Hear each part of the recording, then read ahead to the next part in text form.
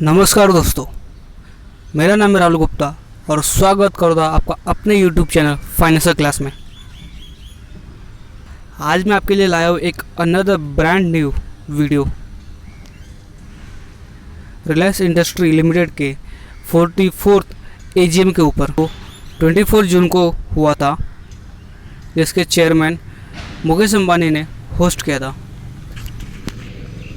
इस वीडियो में हम देखेंगे कि रिलायंस के AGM में क्या आउटकम निकला और जो भी डिसीजन हुए इससे किस तरह से रिलायंस इंडस्ट्री लिमिटेड के फ्यूचर पे इफ़ेक्ट होगा और उसका शेयर प्राइस किस तरह परफॉर्म कर सकता है। तो चलो इस वीडियो को शुरू करते हैं।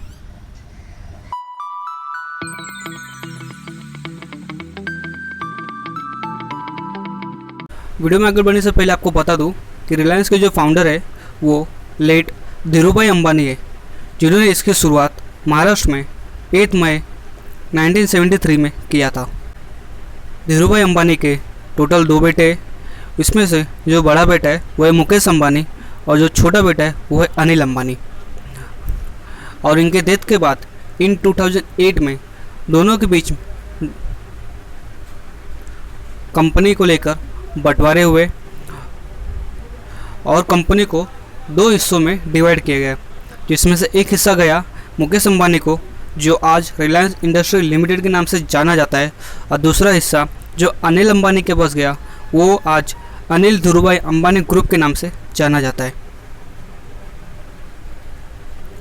यहाँ पर मैंने कुछ रिलायंस की कंपनियों की लिस्ट लगाई है, जिसमें Reliance capital, communication, home finance, infrastructure, naval and engineering and Reliance power, जो छोटे भाई अनिल अंबानी का बिजनेस है। अनिल अंबानी के और मुकेश अंबानी के कंपनियों में हमेशा कंफ्यूज हो जाते हैं कि इसकी कंपनी कौन सी है और उनकी कंपनी कौन सी है। तो यहाँ पे मैंने अनिल अंबानी के सारे कंपनियों के जो लोगो है वो मैंने नीचे लगाया है। अगर आप इस तरह का कहीं भी लोगो देखते हैं जिसका नाम रिलायंस हो और ऐसा दिखता हो, उसका लोगो ऐसा हो, तो समझ जाइए वो कंपनी अनिल अंबानी की है। यहाँ पे मैंने चार्ट लगाया है मुकेश अंबानी के सारे कंपनियों के, जिसमें सबसे बड़ी उनकी कंपनी है रिलायंस इंडस्ट्री लिमिटेड, जिसका मार्केट कैप करीब 15 लाख करोड़ के आसपास है। और दूसरी उनकी कंपनी है आलोक इंडस्ट्री, जिसको इन्होंने पिछले साल ही IBC में से एक्वायर किया था। और तीसरी है हाथवे, चौथी है TV18, पाँचवीं है network 18, Den network, Reliance infrastructure and Hathway Bhavani भी इन्हीं की कंपनी है। कुछ लोगों के मन में ये आ रहा होगा कि रिलायंस जियो और रिलायंस रिटेल भी तो मुकेश अंबानी की कंपनी है, तो ये लिस्ट मैंने उनको क्यों नहीं दिखाया। तो आपको बता दूं कि आज के डेट में ये जो कंपनियां हैं वो रिलायंस इंडस्ट्री लिमिटेड के अंदर ही आती है, ये इनके अंडर काम करती है और ये स्टॉक मार्केट में लिस्टेड नहीं है।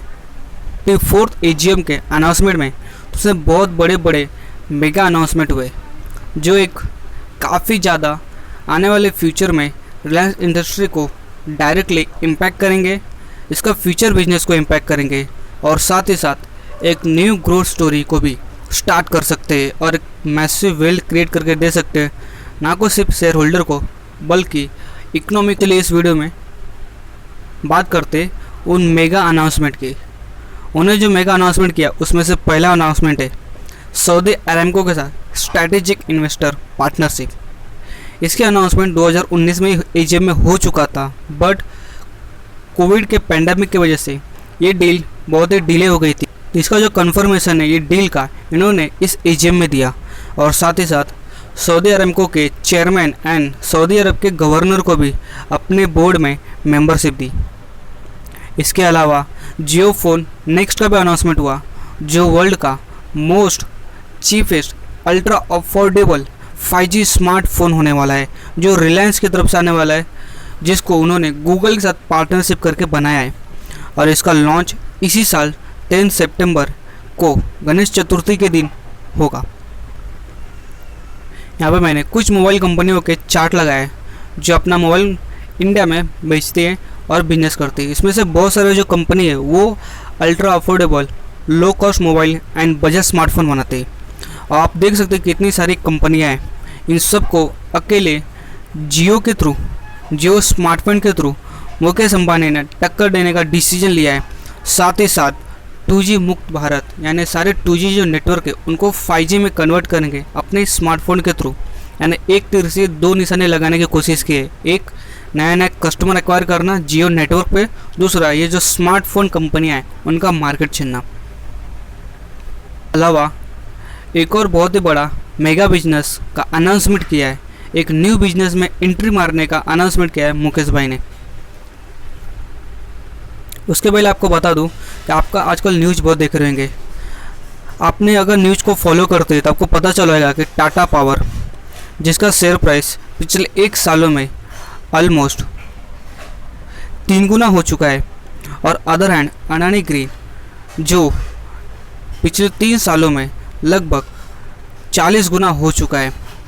और आपको समझ में आ गया होगा कि ये सब जो काम करते हैं वो करते हैं पावर सेक्टर में, renewable energy and green energy sector में, और ये आने वाले फ्यूचर का एनर्जी सोर्स होने वाला है।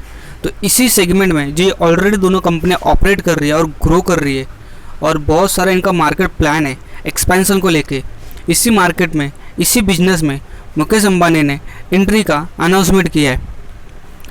और इन्होंने ये भी अनाउंसमेंट किया कि वो 60,000 करोड़ का इस न्यू एनर्जी बिजनेस में इन्वेस्टमेंट करेंगे, और साथ ही साथ 15,000 करोड़ और एक्स्ट्रा इन्वेस्टमेंट करेंगे एक वैल्यू चेन क्रिएट करने के लिए, एक पार्टनरशिप बनाने के लिए। आपको बता दूं कि इस सेक्टर में ऑलरेडी टाटा पावर काम करता है और अडानी ग्रीन एनर्जी भी काम करता है। टाटा पावर की बात करें तो मार्केट कैप अराउंड 40,000 करोड़ का है, और इस सबको अंदाज़ा लग गया होगा कि जितने करोड़ की तो मार्केट कैप है टाटा पावर का, उससे लगभग दोगुना इन्वेस्टमेंट करने वाले हैं मुकेश अंबानी इस बिजनेस में। और अदर हैंड जो अडानी ग्रीन है जिसका मार्केट कैप 1,70,000 करोड़ है, ये इन्वेस्टमेंट करने के बाद मुकेश अंबानी की जो कंपनी इन फ्यूचर में अगर लिस्ट होती है तो इस अडानी ग्रीन से भी ज़्यादा बड़ा मार्केट कैप वाली कंपनी बन सकती है। एंड आप इसे समझ जाइए कि कितना बड़ा एक वैल्यूएबल बिजनेस एंट्री या बोले एक बिजनेस क्रिएट करने की बात इस एजीएम में हुई है। कि पिछले साल पेंडेमिक में मार्केट क्रैश हो गया था कोरोना क्राइसिस की वजह से, और लगातार शेयर मार्केट नीचे जा रहा था। उसी के बीच रिलायंस इंडस्ट्री लिमिटेड ने जो डेट फ्री करने का एक कमिटमेंट लिया था मार्च 2021 तक, उस टाइम से काफ़ी टाइम पहले ही इन्होंने अपने कंपनी को डेट फ्री कर दिया फंड रेजिंग करके जियो और रिलायंस में 1,70,000 करोड़ से भी ज़्यादा का फंड रेजिंग किया इस पेंडेमिक के टाइम, जहाँ पे सारे शेयर गिर रहे थे, सब जगह क्राइसिस था, सब जगह इकोनॉमिक स्लोडाउन हो गया था। उसी बीच इनका जो बिजनेस था वो रन कर। यहाँ पे मैंने रिलायंस इंडस्ट्री लिमिटेड का चार्ट लगाया है निफ्टी की कंपैरिजन में। यहाँ पे आप देख सकते हैं कि मार्केट कितना ज़्यादा शार्प गिरा, और कुछ ही दिनों बाद रिलायंस इंडस्ट्री का भी शेयर गिरना शुरू हुआ था, वो सीधे अप ट्रेंड में चला गया, उसका शेयर ऊपर आने लगा, और जितना ये कोविड से पहले का हाई था उसको तोड़ करके एक नया हाई बनाया, जबकि मार्केट अपना आधा भी रिकवर नहीं कर पाया था इस पेंडेमिक से। तो आप समझ सकते हैं कि कितना ज़्यादा बिजनेस टर्नओवर मुकेश अंबानी ने फंड रेजिंग करके अपनी कंपनी में लाया। 1,90,000 करोड़ से भी ज़्यादा का फंड रेजिंग किया मात्र 60 दिनों में। ये उस समय किया जब पूरी दुनिया में पेंडेमिक था, इकोनॉमिक स्लोडाउन थी, सबके सब इकोनॉमिक क्राइसिस में जा रहे थे, कुछ लोग रिसेशन में भी चले गए। उसके बीच ये अपना बिजनेस को ग्रो कर रहे थे, और इसमें जो सबसे बड़ा इन्वेस्टर था वो था फेसबुक और दूसरा गूगल। इन्होंने सबसे ज़्यादा इन्वेस्टमेंट किया, और गूगल ने अनाउंसमेंट किया था कि आने वाले 5 सालों में इंडिया में 80,000 करोड़ का इन्वेस्टमेंट करेंगे। उसमें से आधा इन्वेस्टमेंट सिर्फ और सिर्फ इन्होंने रिलायंस में ही किया है। इससे आप समझ सकते कि गूगल को भी कितना ज़्यादा भरोसा है इंडिया पे, और उससे भी ज़्यादा भरोसा है रिलायंस पे। बहुत लोग को ये नहीं पता कि रिलायंस इंडस्ट्री लिमिटेड का मेन बिजनेस क्या है, वो क्या क्या बिजनेस रन करती है। तो आपको बता दूँ कि रिलायंस इंडस्ट्री लिमिटेड के अंदर उनका एक ट्रेडिशनल बिजनेस है रिलायंस पेट्रोल का। इसके अलावा उन्होंने 2 न्यू ग्रोथ इंजन बनाया, एक है रिलायंस रिटेल और दूसरा है रिलायंस जियो।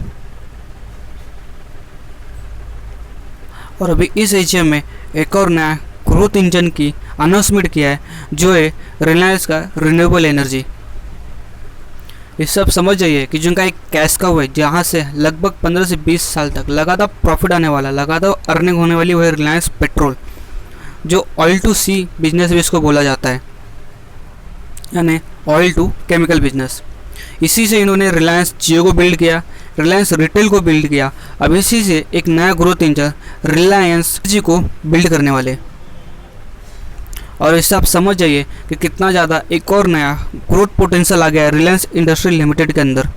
एक नया रॉकेट बनने का, या यूं के रॉकेट जैसे उड़ान भरने का टाइम आ गया है रिलायंस इंडस्ट्री को फिर से। नहीं पता तो आपको बता दो कि रिलायंस इंडस्ट्री लिमिटेड का जो करंट मार्केट प्राइस चल रहा है वो अराउंड 2150 के आसपास चल रहा है।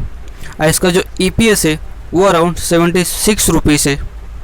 इसका जो प्राइस टू अर्निंग रेशो है वो अराउंड 28 है।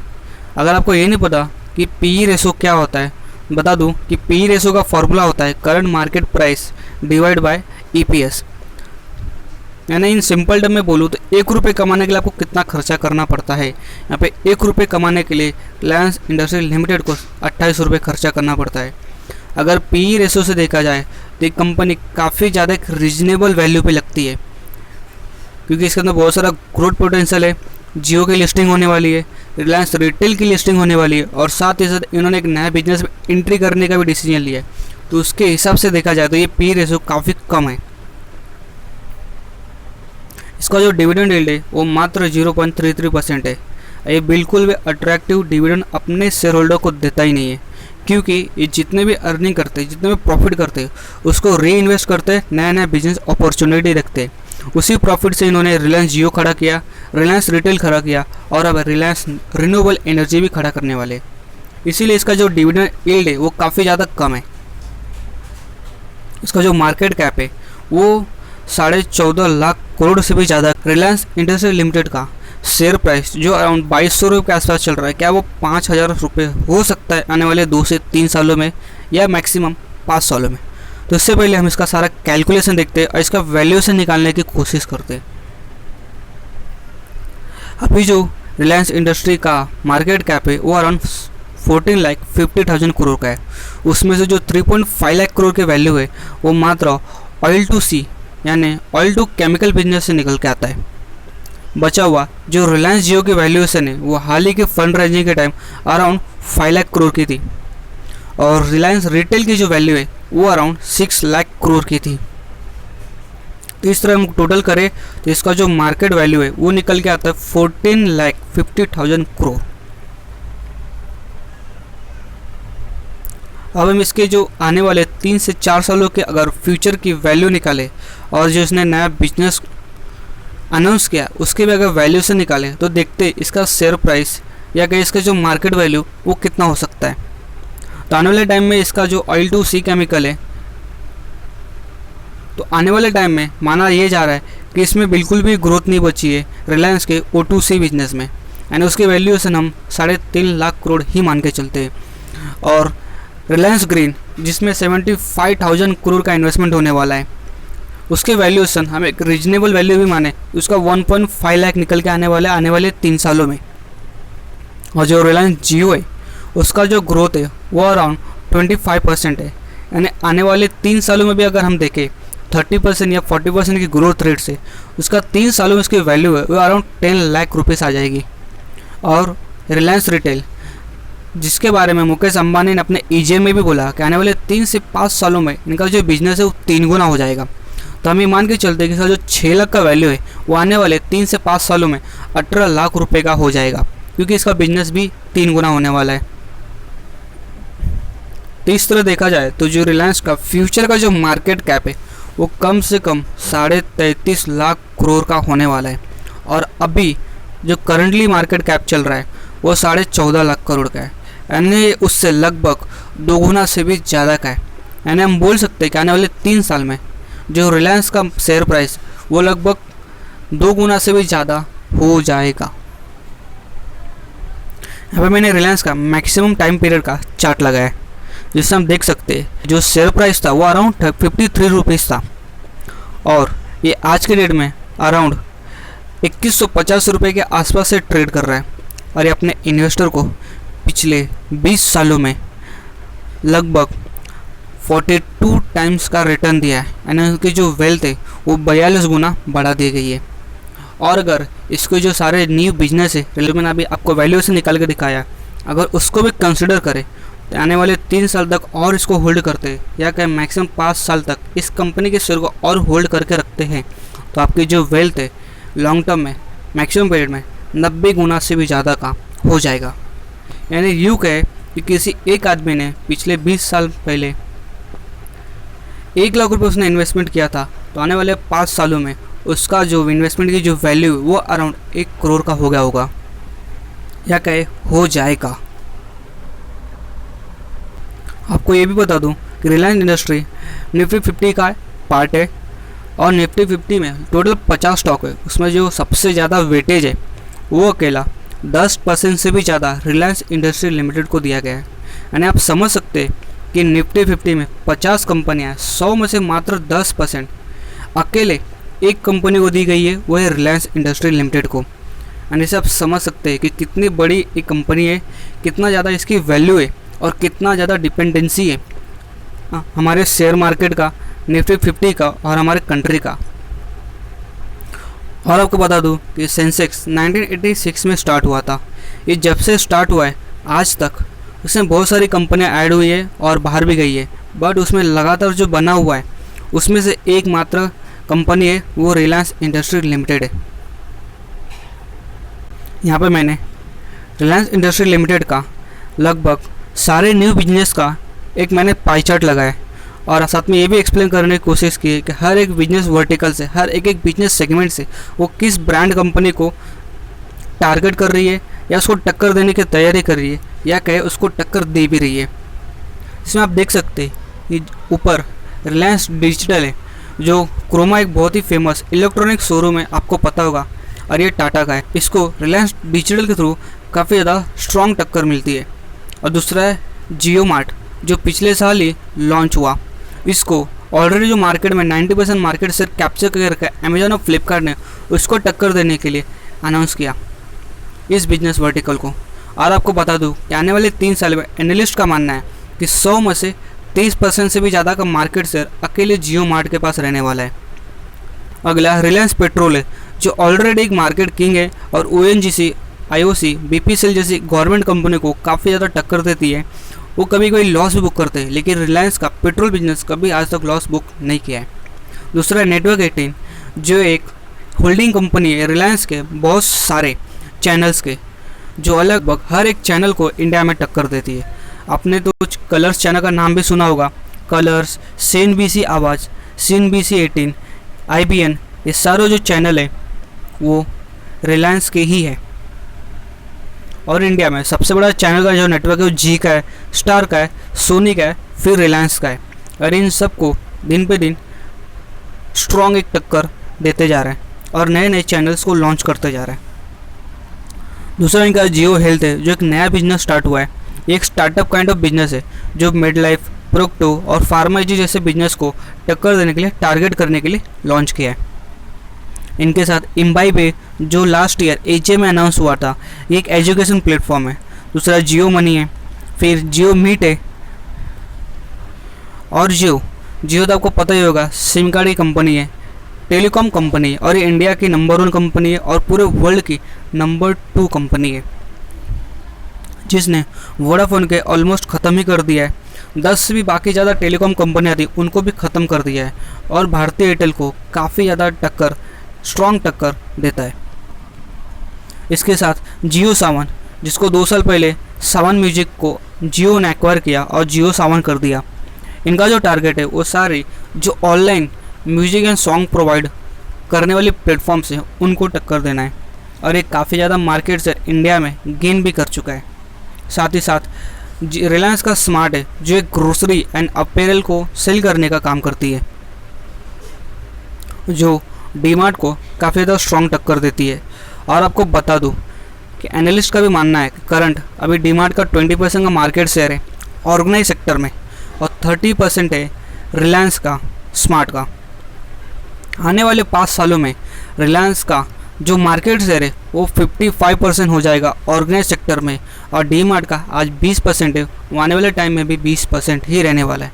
एंड आप क्लियरली देख सकते हैं एनालिस्ट की बातों से भी आपको समझ में आ गया होगा कि जो सबसे बड़ा जो टक्कर है वो रिलायंस ही देने वाला है डी मार्ट को, और बाकी लोगों के भी जो मार्केट शेयर है उसको ग्रैब करने वाला है। तो आई होप आपको ये जितने भी नए नए बिजनेस वर्टिकल्स है और न्यू ग्रोइंग इंजन है रिलायंस इंडस्ट्री लिमिटेड का, इसका हर एक टारगेटेड सेगमेंट को, हर एक टारगेट बिजनेस को, हर एक टारगेटेड कंपनी को आपने अच्छे से समझ लिया होगा। मैंने रिलायंस इंडस्ट्री लिमिटेड का शेयर होल्डिंग पैटर्न लगाया है, जिसमें आप देख सकते हैं कि प्रोमोटर का शेयर होल्डिंग वो 50% से भी ज़्यादा है, और हमेशा टाइम टू टाइम वो अपने शेयर होल्डिंग को इंक्रीज किए। यहाँ पे FII का भी शेयर होल्डिंग काफ़ी ज़्यादा है और इन्होंने कभी डिक्रीज नहीं किया है। साथ ही साथ DII का भी शेयर होल्डिंग काफ़ी ज़्यादा है। यहाँ पे गवर्नमेंट ऑफ इंडिया का भी और पब्लिक का भी काफ़ी अच्छे अमाउंट में शेयर होल्डिंग है। और एक आपको बात बता दूँ कि जितने भी फॉरेन के इन्वेस्टर है जो इंडिया में इन्वेस्ट करते हैं, इंडिया की इक्विटी में इन्वेस्ट करते हैं, उसमें से सबसे ज़्यादा जो पैसा किसी कंपनी में लगा है इन लोगों का, तो वो सिर्फ और सिर्फ रिलायंस में लगा है। और इसे आप ये समझ जाएंगे या समझ सकते हैं कि फॉरेन इन्वेस्टर, बड़े बड़े इन्वेस्टर का भी जो भरोसा है वो इंडिया में सबसे ज़्यादा किसी पे है, तो वो रिलायंस इंडस्ट्री लिमिटेड पे। बताऊँ रिलायंस इंडस्ट्री लिमिटेड पे ये AGM का अपडेट एंड उसके business vertical and future business के वर्टिकल का अनाउंसमेंट का और AGM रिपोर्ट आपको अच्छा लगा होगा। अगर ये वीडियो अच्छा लगा तो प्लीज़ इस वीडियो को लाइक करें, साथ ही साथ अपने दोस्तों को शेयर भी करें, जिससे उनके भी शेयर मार्केट की नॉलेज बढ़े। और अगर आपको वीडियो पसंद आया हो तो हमारे चैनल को सब्सक्राइब कर लें और साथ ही साथ बेल आइकन को भी दबा दें, जिससे हमारा कोई भी लेटेस्ट वीडियो आए तो आपको नोटिफिकेशन मिल जाए और कोई भी लेटेस्ट वीडियो आपसे मिस ना हो।